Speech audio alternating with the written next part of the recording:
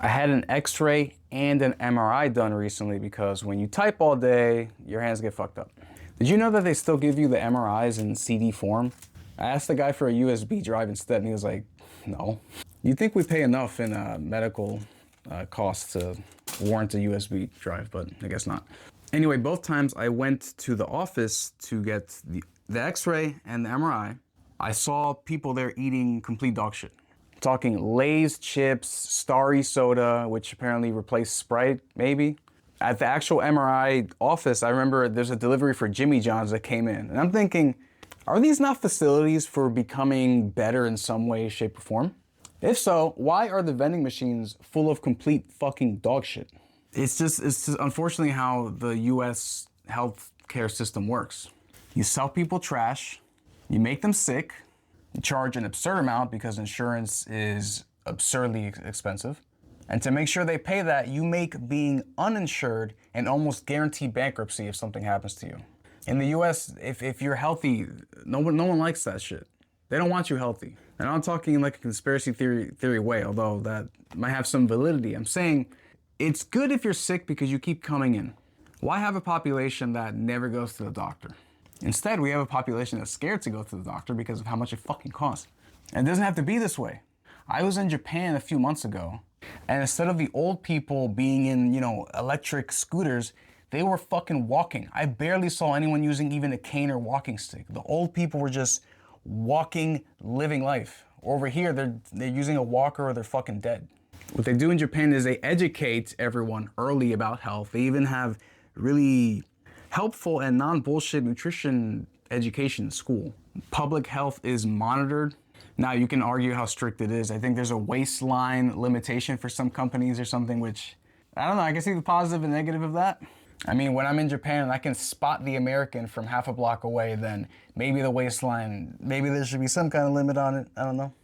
And in Japan, if you're a citizen, there's some kind of universal coverage. So everyone can get something. So you don't have to be scared to go to the doctor, as it is in America.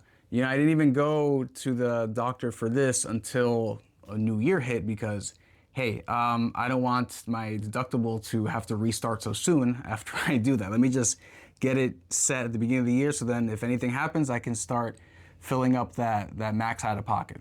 Because trying to avoid going bankrupt due to shitty health in the US is a very complicated math equation. You ever try looking at the sheets for health insurance, those premiums, the deductibles, out of pocket, in network? It's like, guys, what the fuck? I'm convinced that's obscured by design, because who gives a shit? Just pay them. That's what they want. Thankfully for the previous year, I got I hit my deductible already, so that's why I got the MRI really pushed forward in December, because otherwise I would have really hit. But of course, occupational therapy is a thing, so I, started to fill that out in January, blah, blah, blah. Guys, if you type a lot, care for your hands, please. So if the United States gives you health guidelines, for the most part, maybe fucking ignore them.